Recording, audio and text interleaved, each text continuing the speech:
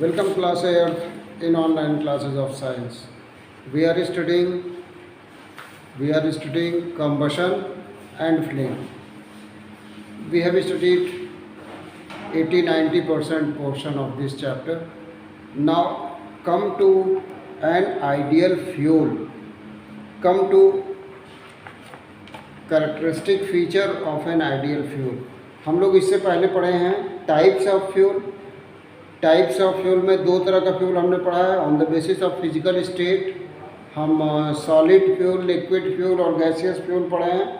उसके बाद on the basis of origin हमने पढ़ा है क्लासिफिकेशन दो तरह का, एक नेचुरल और रॉ फ्यूल, और दूसरा हमने पढ़ा है मैन्युफैक्चर्ड और प्रोसेस्ड फ्यूल। इन सब के बावजूद स्टूडेंट्स जो गैसियस फ्यूल है वो आइडियल फ्यूल होता है। गैसियस फ्यूल को आइडियल फ्यूल कहा गया। क्यों? क्योंकि ये कहीं ले जाने में बहुत इजी फील होता है गैसियस फ्यूल। ठीक है, why gaseous fuel is known as an ideal fuel we will discuss today. Amongst the three states of fuels, gaseous fuels are considered the best because of the following reason. क्या reason? Number one, they can easily be transported through pipelines or gas cylinders. ठीक है। दूसरा, they do not leave any residue as compared to solid or liquid fuel. कोई residue नहीं बचता, सबका सब जल जाता है जी। Third point, they have low ignition temperature and therefore undergo combustion easily. ignition temperature कम है। The combustion of gaseous fuel can easily be regulated through control valve.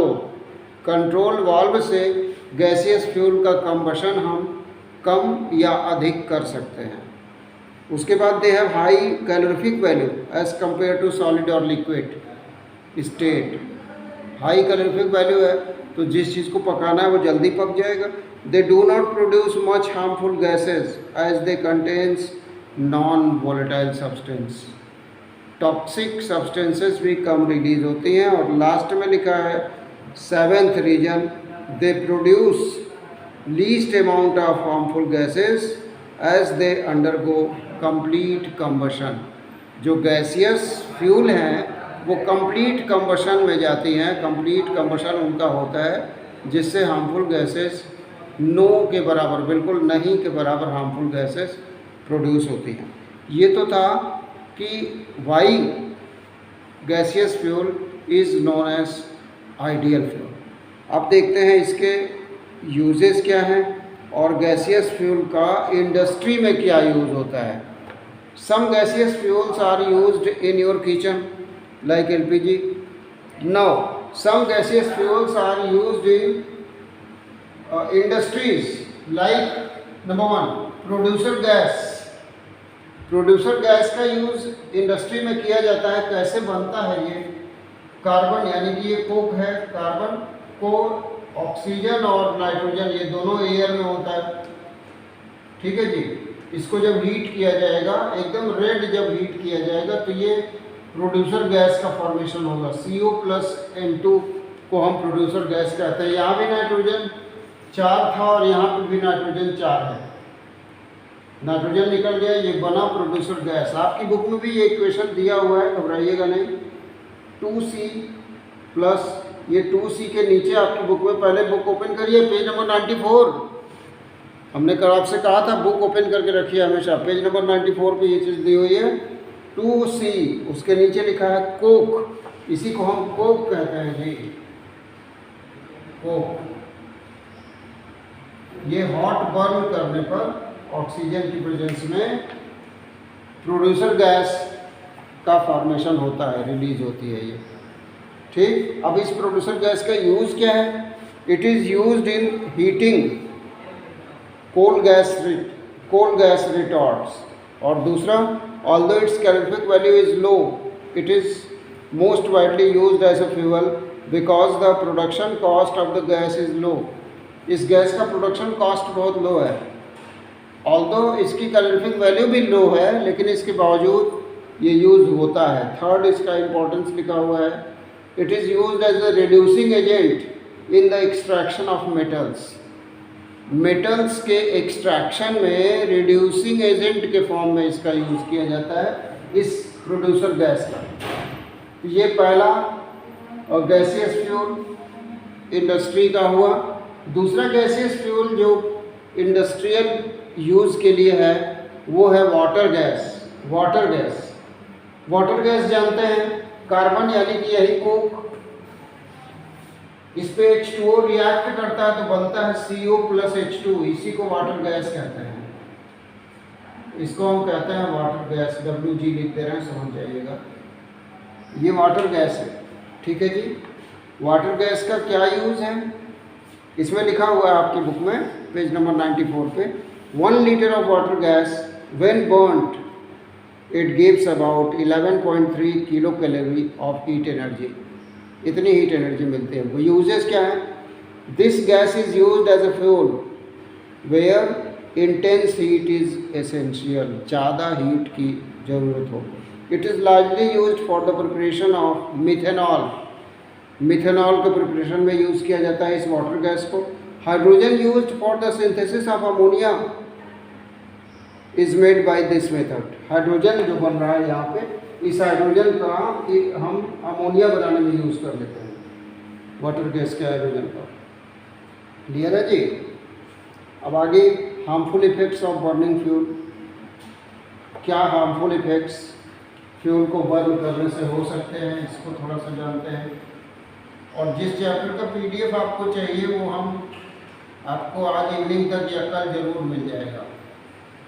इसके पहले वाले चैप्टर का क्वेश्चन आंसर शायद आप नहीं कर पाए हैं, उसको हम सेंड कर देंगे। कल संडे है, ध्यान से लिखिएगा। Harmful effect of burning fuel, इसके बारे में एक टेबल बना हुआ है आपकी बुक में पेज नंबर 94 पे। Due to the non judicious use of fuel many harmful effects are caused both to the environment and human health. अब जैसे एनवायरनमेंट पे क्या इफेक्ट पड़ता है और ह्यूमन हेल्थ पे क्या इफेक्ट पड़ता है, ये इस टेबल में साफ साफ दिया हुआ है। खूब अच्छी तरह इसको आप याद कर लेंगे, ठीक है जी।